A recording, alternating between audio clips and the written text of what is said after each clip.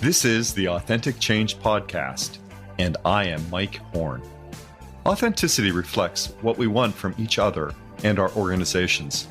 Open communication, trust, community, fun, and opportunity. I want to help you to do your best in your personal and professional relationships. This podcast delivers expertise, insights, and approaches on authentic leadership, to live your purpose, to lead from your values, to establish connected relationships, to steward people and culture change, to build and sustain prosperity, and to open doors and possibilities. This podcast will assist you in paving the way forward to personal, team, and organizational prosperity. Welcome to this edition of the Authentic Change Podcast. I am delighted today to have in our virtual studio Matt Stone. And Matt has such a cool title that I can't help but say it right now. And he is a reinvention strategist for CEOs and visionaries. And I know over the time that I have together with Matt, we're going to dig into that and what that means. But Matt's a lot more than a reinvention strategist for CEOs and visionaries. He's run and runs a successful organization development practice. He's an attorney. He's gone to school in all these great places, including Hawaii. And Matt, I'll let you tell our audience a little bit more about you because your background is just so rich.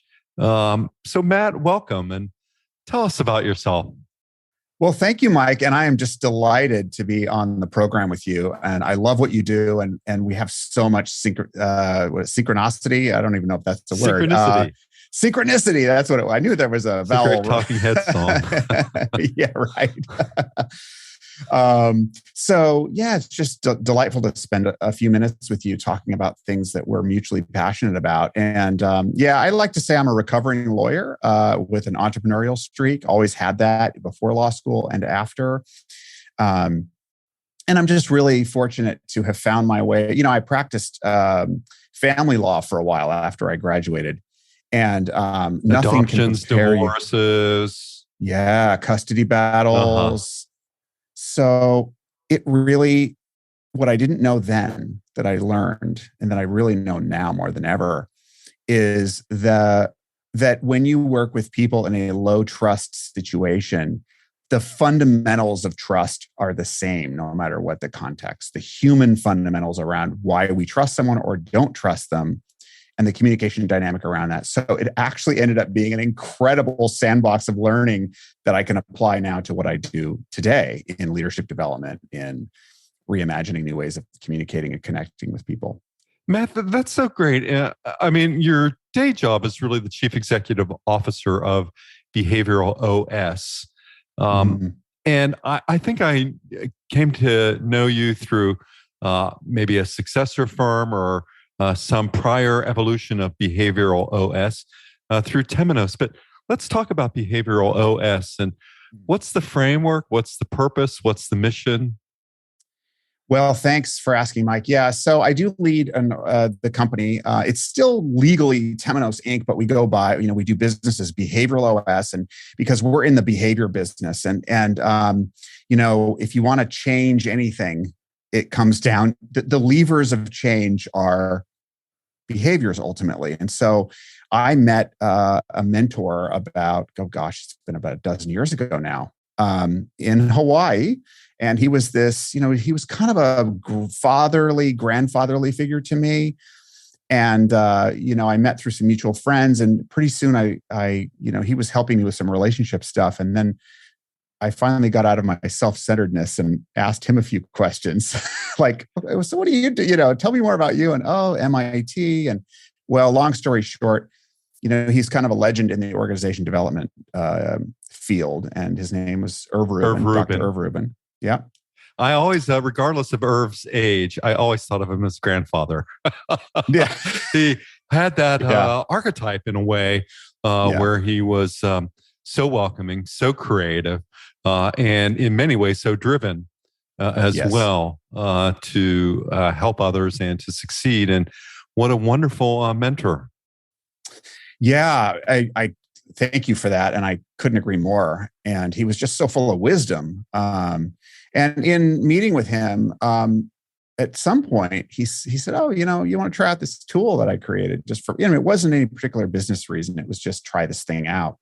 Well, I had grown, my mom was a social worker, and I had been around MBTI and DISC and these other personality profiles and other things. And so I was curious to see what it was. And it turned out to be this incredible feedback tool that was the most actionable, positive, non-judgmental, amazing process I had ever seen in my life.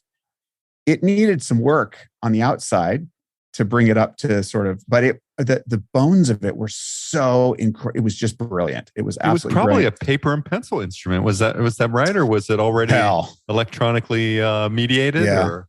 I mean, it certainly started as paper and pencil, and it went around the world with that. But by this point, he did have some programming guys in, I think, New Zealand, or someone had cobbled some. And back when it was made, it was kind of state of the art. But by this point, it was kind of like an old Yugo. Remember those Yugo cards? It was kind of falling apart. It still ran, but but what it did is I used it with a good friend of mine, and it was non-anonymous, direct, behavior-based, and it helped me accelerate. It basically helped me debug this relationship so fast that I went, my goodness, every leader in America, every leader in the world should have access to this process. And it took several years, and that's the much longer podcast.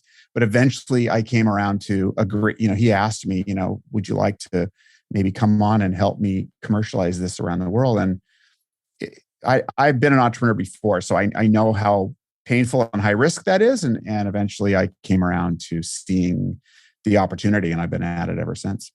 What is it, Matt? I'm curious. I'm sure our audience is curious.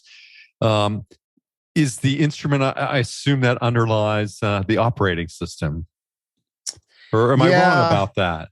Right. I mean, the idea of an operating system, that we're borrowing here is just to help. It's almost like it's one of those tools that's so smart that one of the big challenges is explaining it. Right. And once you get into the muck of explaining it, you're lost. I mean, it's just, so we try and use certain words and imagery to give the essence of it. And yeah, I mean, it kind of gives you a behavioral framework. Our brains are always coding. And so we give you this set of behaviors that Irv researched and put it in your brain, and your brain will then see things that it didn't see otherwise. Yes, I'm often reminded, thinking about behaviors, about the distinction between intent and behavior. And I'm often in so many meetings and probably have advocated it as well as, start with good intent, believe that a person has good intent. And I always think that the behavioralists think, well, your intent really doesn't mean too much. It's what you do. And certainly for my work in authentic leadership, where we talk a lot about integrity, we think about the alignment between words and actions. And even better yet, if we can align, mindset, words, and actions to create a kind of congruency. So tell me about the kind of behaviors that behavioral OS helps people to figure out, helps people to uncover, helps people to decode, or whatever the approach is. Well, by the way, I love that definition, just to go back, of integrity. I always have used the word integrity, and what I meant it the way that you meant it. I used this at a company years ago when I said, we don't have integrity in this company. And they said, what do you mean? I said, because what we say we are is not what we're doing. Right. And they thought I meant something else. And I was like, no, that's integrity. It's like an iframe beam, it's like, it's strong. So what do we do? Well, we give you a model that helps you have extraordinary self-awareness to be able to observe behavior and know your behavioral choices and understand the behavioral dynamic going on at any given moment. So for example, right now in our model, I am pushing. I am using push energy. I am responding to a question and I'm pushing information toward you. And I'm using in that, there are 4 styles within push energy. There is describe, which is factual. There's prescribe, which is future-based. There is, describe, prescribe, appreciate, which is sort of adding value to something. So saying what you like or don't like about it. Feedback is a great example. And then there's inspire, which is talking about, what you and I can do together in the future. So for push energy, there's 4. And then in our model, this is all based on Irv's research, there's 4 styles under pull, which is what you're doing so well right now. You're attending, you're nodding, you're being open to me pushing that in. If you are pushing and I'm pushing, what happens? Double push. Yeah, it's a combustion engine that goes all haywire. We explode, Yeah. And so when you understand the dynamics of a win-win interpersonal exchange and what your needs are, you're halfway there, because now I know what I can do and what is going on. The only thing that's missing from that, though, Mike, is I don't necessarily know what you need. Because to your point, we all are unique. I can align my values with my behavior and have all the intent in the world and still miss the mark with you because my behaviors are not being received by you in a way that I intend them to be received. I don't know your currency. Right. So, and I guess figuring out those needs and wants that others have helps you to influence situations either with different pull strategies or pull approaches or push approaches, and understanding that so that you can get at that synergistic outcome. Exactly. And the tools that people are familiar with is, understanding my personality type. Well, that only has so much utility, because if you tell me, well, I'm an ESFJ or I'm this DISC profile, it's like, okay, well, I got to remember what that is and then translate it again. So what we do is we bring a behavioral model that's common to both of us, a common language of positive, proven, clear, observable behaviors. And I'm able, through our process, to ask you, Mike, from these behaviors, what do you particularly need and want from me? So it just accelerates it without the judgment really, really fast. And then I have a choice. I can choose whether or not to honor your request, but it's unambiguous at that point because I know.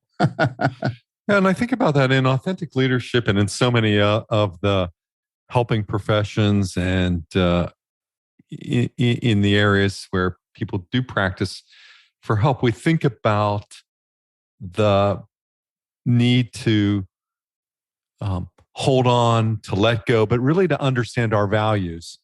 And I would believe or think that values are important to understanding the work that you're doing at Behavioral OS and how that relates to these pushing and pulling approaches. Is that right? Or where do values fit into this? Well, I think they tie directly with how are you true to yourself? If you're going to be authentic and true to yourself in all that you do and every interaction, if you don't have high self-awareness, then if you don't understand what Tasha Eurich calls internal self-awareness, which is understanding my values, understanding what's important to me, but then you need to pair it with external self-awareness, which is understanding what the other person needs. When you have those two together, man, you are completely set apart as a leader, as a communicator, as a partner, as a parent, if you're dealing with kids, in every interaction. So we need both. We need to know our values, but then we need to know how others need to experience our behavior in order to think they've experienced the same value. You got be respectful, and you take cross-cultural communication. Classic example: 2 cultures. Say, be respectful. You're going to have a very different map of assumptions around what it looks like to be respectful in a given context. Don't cheat. Right. Different assumptions culturally. Right. Oh, I mean, talk about cheating. Tell that to a lawyer who's been through law school, and I can cue the lawyer jokes now. But you take an ethics test in law school. It's one of the hardest tests that you take, because you cannot use common sense to answer the questions. And to think about this, the internal and external, and how important it is to be self-aware so that you can have successful relationships with others. Often in the authentic leadership work, we talk about self-awareness and how important it is. And I think that comes right on the or what comes right on the heels are relationships and trust, and how we put all of that into the mix of successfully leading in ways that are unique to you, and are ways that where you honor yourself in terms of bringing who you are to what you do. So I imagine there's a lot of, given that I believe probably Irv and probably you, operate out of a sense of humanistic values. Respect, dignity, a belief that we're all in process. How's that all work for you, Matt, and your colleagues at Behavioral OS? Well, humanistic values. It's really at the center of it. Unfortunately, the reality is that not everybody that you meet values those things. I'm sure there are authentic jerks. Absolutely. I love that you said that, because you can be authentically an a-hole, and in fact, one of my favorite books is the No A-Hole Rule. Yes. Yeah. It's really great. But I don't know about you, but in my experience, those are a minority. They're out there and they make a big splash. The majority of us live somewhere in a spectrum where we mean well, but for various reasons, we go in and out of connecting with our humanity. And it could just be we're going through something rough or whatever. I think the way it works for us is that we really start when we work with someone, and it's often in a coaching context. One of our coaches will start engaging. What we're looking for with our coachee is to help get deep into what it is they really, really care about and how they feel about it. And in some cases, and I don't want to overly stereotype here, but it is not infrequent that men, particularly men who've come up in masculine hierarchical environments, have been trained from early on to wipe any kind of feeling language out of their lexicon at work. Right, sure. We don't talk about love. Yeah. We sort of move it. You move it down a ratchet. You talk about rather you talk about warmth. Right. How people if you're lucky. Right. From love to affection to warmth, and that's if you're lucky. That's if you're lucky. Yeah, right. Exactly. No, that's right. And we're not asking them to do that. But what we find with the behaviors is these behaviors that we use are really practical behaviors that are connected to the heart. So it's literally like, explain the bases for your decisions. In certain contexts, that behavior can actually make you feel warm and fuzzy, especially if you've said, I need that from you, Mike. And you say, you know what, Matt, I respect you. I'm going to give you more explanation of the bases. How does that feel to me? That feels like you care about me. So there's a lot of different ways to show that you care about someone. And what we do is we help people show that they care, but not in a way that makes them feel it. They feel vulnerable, but we get over that hump because true. It's behavior. Thinking about this in relationship to the leadership world, one of my earliest mentors, Warren Bennis, used to say about leadership, never has so much been written about so little, and yet he was a very prolific contributor to the field, to the leadership field. And I love it. You know what? Maybe it all boils down to, in terms of leadership, in a very reductionist sense, Matt, is that you have to care about something, and then you have to do something about that care. And that's what takes it into the social space. And it seems to me that a lot of what you're describing is to highlight those senses of care we may have so that you can actually and understand the needs to do something about it. And it's never been more necessary than now. We've faced so much disruption in terms of how we work, the expectations around the way that we work, in being more inclusive. What does that look like? And you got a whole bunch of different people who are afraid of a whole bunch of different things all working together. That's not conducive to me connecting with you. It's conducive to me protecting myself from you. Yeah, we have so many bad managers, and at least in my experience, most leadership is highly resistant to training.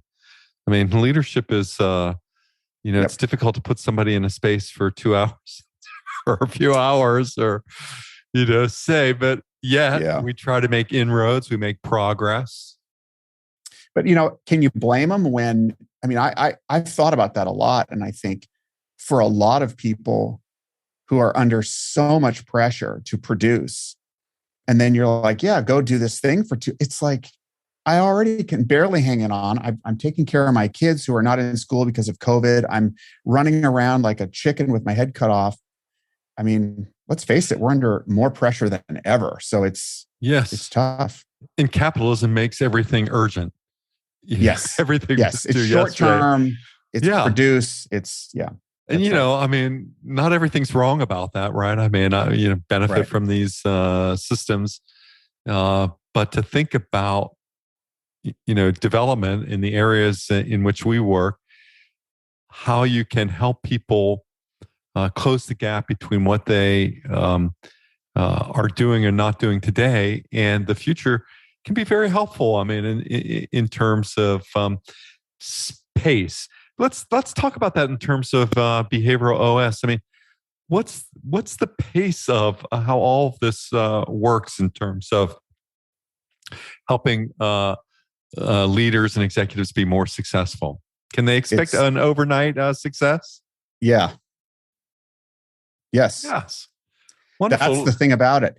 Not everybody. You have to be ready and willing. So sometimes the getting ready, we can't fix the willing part. Ultimately, someone has to choose whether or not they're willing.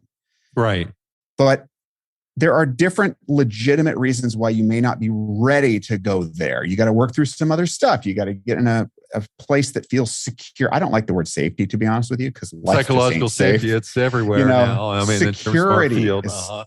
And I'm not trying to be holier than thou. And, I know and no one else knows it. No, the concept is good. But for me, just security resonates a little bit better for me, because to expect the world to be safe is just,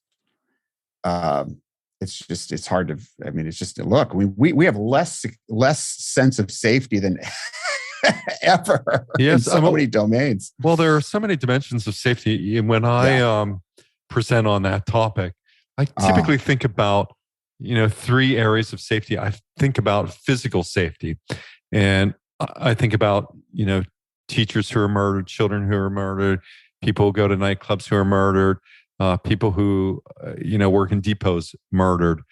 I also think about a kind of occupational safety, right?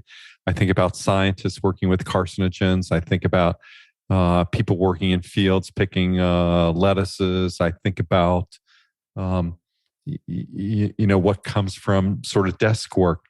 And then there is this third factor of psychological safety, but the ability, not to feel humiliated at work, the ability not to feel judged at work in some ways and in some capacities, and how we can have leaders who can create those kinds of environments so that physical stress goes down, mental stress goes down, and improves our, overall well-being in organizations. Tough call, though, for all of us to think about safety today. It seems that on our journey from industrial age management, we are making progress, right? And the progress is too slow, particularly in the areas of physical safety. Agreed. Yeah, I love the way you frame that. That's really useful. And again, that's why I say I'm not coming in as the one who knows all. We're all, in progress and trying to make sense of it for ourselves. And I think what really resonates with me is the road to a better self and a better us is uncomfortable. And safety does not mean that I don't feel discomfort. So in that specific context, it's like, you might feel uncomfortable with what we're going to do. That doesn't mean you're unsafe. And we shouldn't, it can be a tyranny of safety if by safety we kind of make the term mean I have to feel okay about everything. Well, no. If you and I are going to build trust together, it requires that we confront difficult things. That's how steel is pounded into a harder metal. it heats up, you pound it, it thaws, and you form it over time. A relationship is the same thing. If you never have friction in a relationship, you will never reach your trust potential. Yeah, diamonds are polished. Certainly when we think about it, I mean, and I think maybe what you'd think on this, Matt, is that avoidance is really the killer of trust. I think you've written on that because, if it's constant avoidance, you don't engender trust, you don't engender respect, learning, engagement, and happiness. So how do you get over that? What's the question that you can ask? Well, thanks for asking that. There are a bunch of questions. There's one that comes to mind, very top of mind, and that is, if you're a leader thinking about what is it that I do not want to talk about right now, that question, without fail, if you keep asking it of yourself, it'll point you. It's like a compass. It'll point you to the things that you're like, I don't want to talk about that. Well, why is it you don't want to talk about it? Yeah, I agree with most of my coaching clients. We spend as much time as what you're doing as to what you're not doing, as a way of stepping into, the potential, into solutions. Yeah, absolutely. And look, I mean, one thing I'm pretty sure you'll agree with this. I don't come in on some kind of carpet floating above anybody. I'm right there with her. I have the same proclivity to, avoid difficult conversations. I once asked Irv, I said, Irv, when do you get over the fear of feedback? And you just jump in and ask someone and be totally open, and whatever they say, you just keep pulling and you learn more. And he laughed at me and he said, he says, you never get there, ever. Yeah. He says, you get to a point where you're still anxious and afraid, but you do it anyway. And I think a lot of the key to feedback is asking questions. If you have some belief or some conceptual framework that, feedback says more about the giver than it does the receiver. And yet, feedback is just great to have. The way I approach it is I ask questions because I want to learn about the other person. I want to help understand them. So, I can understand my needs and wants in relationship to their needs and wants, and how we open up some possibilities, even though we may be in conflict. I love that you said the L word, because just today I was writing this down. Learning as a leadership strategy. Mm-hmm. Yes, I'm leading, but I'm at my very, very best, and I have a strategic advantage over peers, even if my mentality is just what you said, is that I'm in a posture of learning all the time, and I never get there. Yeah, for some of the folks, maybe half of them, many of them have reached a level in organizations where they've seen a lot of cycles before in organizational life. They've reached 50. They've got another 20 years ahead of work. And by the time you're 50 and you've been in particularly big organizations, you've seen a lot of cycles. And the challenge for many stepping into a different kind of leadership at that point in time is to not get cynical and not to say, I've seen this before, and just shut up and listen to me. And if you do it this way, we're likely to work out this way. But to stay in this learning mode, to stay curious, as perhaps it's maybe one of the, I haven't done any thought about this, but maybe it is one of the greatest pathways or accelerators to continued leadership in organizations. Yeah, I think so. And, everything you're saying seems spot on to me. From what I've observed as well, I think a lot of people do reach a point, I don't know what you think, Mike, but where there's just something that's not. That's why I'm in this reinvention space now, whether we're reinventing the way that you exchange feedback or reinventing your career. It takes doing different processes than you did before. You got to do something completely new and uncomfortable to do that. And why do you do something like that? Well, generally, and I want to know from you, I'm going to flip this on you. I want to know what you think. Generally, I sense that most people are willing to go through that when ultimately there's something that's not being fulfilled. They're not happy at some level. And I don't know that many people who are happy staying in a stasis, which is not actually possible anyway. We actually don't ever. We're always changing. But it kind of staying at some kind of place where you're not growing, most people eventually that catches up with you, and you're like, I'm unhappy. I don't know why. But I'm curious, what do you think about that? One of my mentors, Bob Keegan, used to say that coaching was all about the reduction of suffering at some level. I've come to believe that it's more about the creation of happiness, because for me, again, thinking about these issues of integrity and authenticity, if I don't think you have integrity, I won't trust you. And if I don't trust you, I won't think you have integrity. So, coming back to this integrity framework, getting my, hopefully my thoughts, words, and actions to align, I create a kind of congruency. And congruency, when we're in that alignment, in that flow state, I guess, maybe another way of thinking about that, I hadn't put that together before. People are happy. I don't mean the kind of happiness that comes from finding a new boyfriend or, the birth of a child, but a sort of sustained happiness. And what's clear from social science research is that people generally enjoy working with happy people. Yes. And buying from them.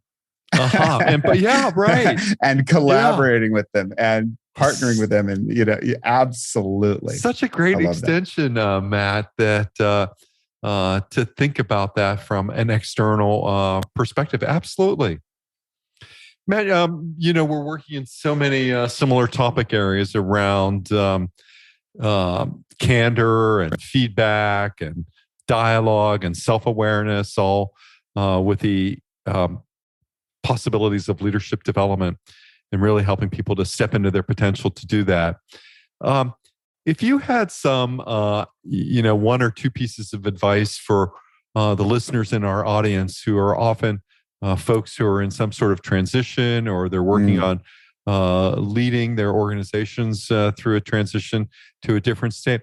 I mean, based on your work at Behavioral OS, what would be some of the advice or recommendations that you might make? So leading transitions, number one is you can't do it alone. So whether you call Mike Horne, or maybe you will call Mike and you call Matt or somebody else, there's lots of people with different approaches, but you can't do it alone. And I think I've just seen it over and over again. It's so helpful to have somebody you can talk to who's not on the team, that gives you a different perspective, challenges you, asks some of those great questions that you were posing earlier to help you improve your thinking through it and stay sane. Sure. Anyone who's in grave danger of growing needs a support network. Absolutely. Absolutely. So that would be the first thing.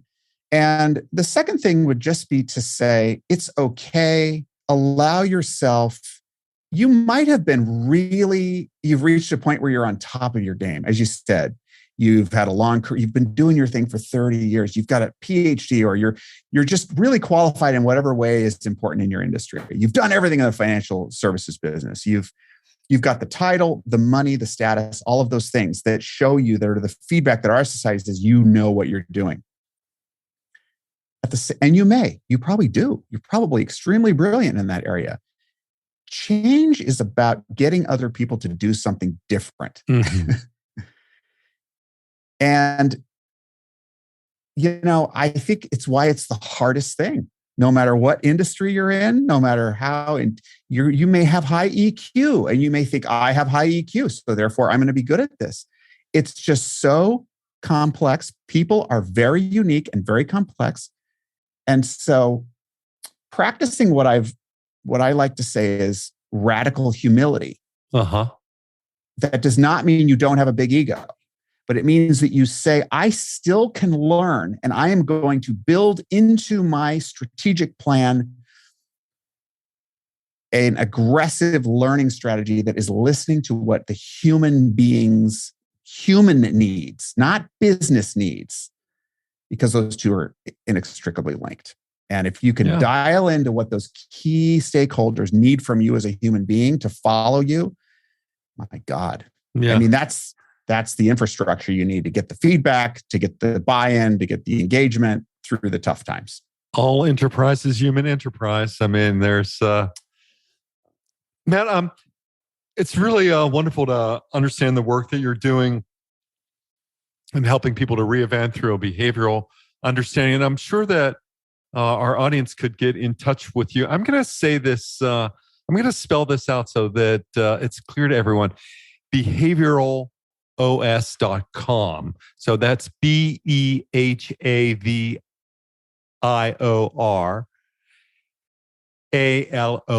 Behavioral OS. It's as simple as that. So behavioralOS.com. It's a way that I assume, Matt, that people can connect to you and to your work and the work of your colleagues. Is that right? Yes. For the company that does the organizational work, working with leaders, Behavioral OS, we have practitioner partner opportunities for other coaches who want to use our tools in their practice or want to partner with us. And certainly clients, we work with the Pentagon and leaders at DoD, other federal agencies, banking, a number of different industries around the world and in the US. And then individually, I work with your work CEOs. is taking you globally. I mean, you've done a lot of work in Asia, I think, and mostly Japan, or? I actually relocated from Tokyo to New York, the New York area, New York City metropolitan area, about a few months ago now. So we're getting our feet wet here back in the old US of A. But yeah, it's just been so much fun working with people around. I love the cross-cultural work. That's always phenomenal. And then LinkedIn is really a great way to connect with me because I work directly with CEOs on reinvention strategy. And that could be reinventing their career, reinventing a team, but getting a completely new process, new look at something very important and accelerating that process. So whether it's LinkedIn or through the website, we look forward to connecting and sharing and learning from each other. Yeah. And simple and easy to find Matt Stone on LinkedIn. Not a difficult name to spell. And Matt, so great I'm so grateful for the work that you're doing in the world, for helping people to make progress, particularly in these areas that are so important to advancing leadership and to making organizations better places for people. So Matt, thank you so much for being a guest today. Mike, the feeling's mutual. It's just a joy to connect with you again and have this conversation. And we got to keep having more of these. I mean, this is what the world, it's easy to say it, but when we're out in the field, it's where the rubber meets the road, and sharing amongst us all and sharing best practices and wins and inspiring each other along the way is just so useful. So I hope this helps somebody along the way as well. Of course. Thank Matt, you. Again, thank you so much. Find Matt at Matt Stone on LinkedIn or at behavioralOS.com. Once again, until the next episode of Authentic Change, stay well. Thanks for listening, and I hope you'll subscribe today and tell a friend about our show. If you're looking for hands-on help to increase your success through authentic change, or have a question you'd like to hear me answer here, please email me at mike@mike-horne.com.